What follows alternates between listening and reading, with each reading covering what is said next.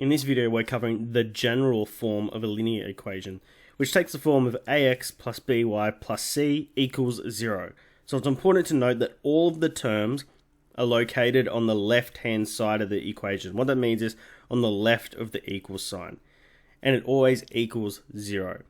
Now, these are written without fractions, so sometimes they're actually more convenient and easier to read. Alright, so on your screen you can see three general forms of linear equations.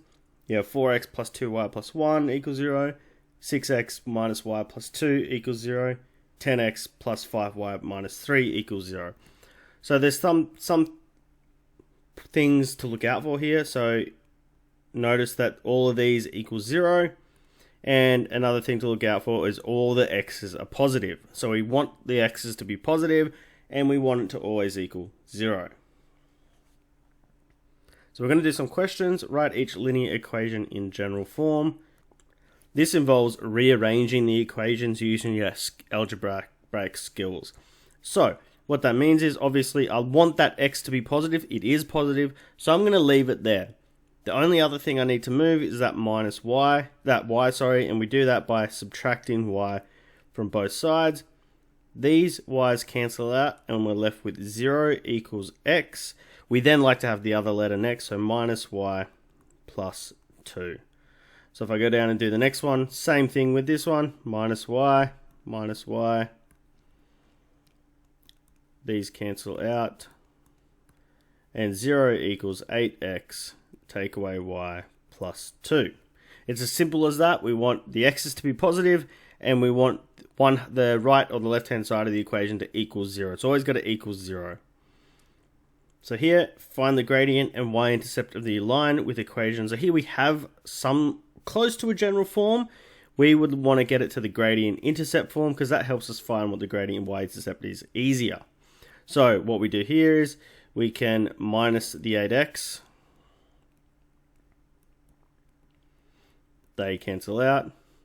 And we're left with minus 2y equals 10, take away 8x. Now we can divide by negative 2.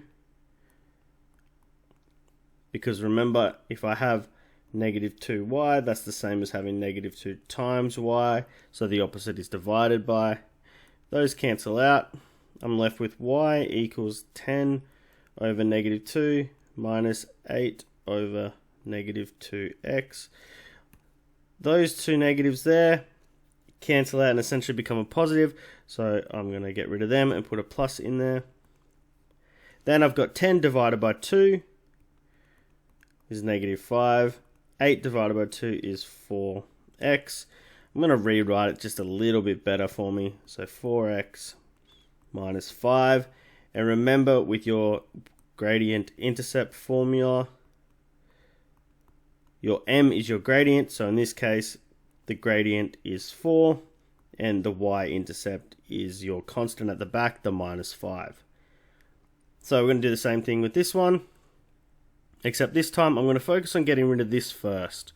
So I'm going to do that by doing plus 2y, and I get 3x plus 4 equals 2y. Now the reason I did that is because now everything is positives. It's a lot easier to deal with than having a lot of negatives. So now that I've got that, I know I need to get rid of this 2 over here. So I can divide everything by 2. They cancel out. I get 3 over 2x plus 4 divided by 2 is 2 equals y. Let's rewrite it in just a nice way. Plus 2. So again, if I rewrite out my gradient intercept formula, I know my m, which is my gradient, is 3 over 2. And my y-intercept, which is my b, is 2. So again, with these type of equations, this general form, your general form takes the form of ax plus by plus c equals 0. So you have everything together, the x is always positive, and it should always equal 0.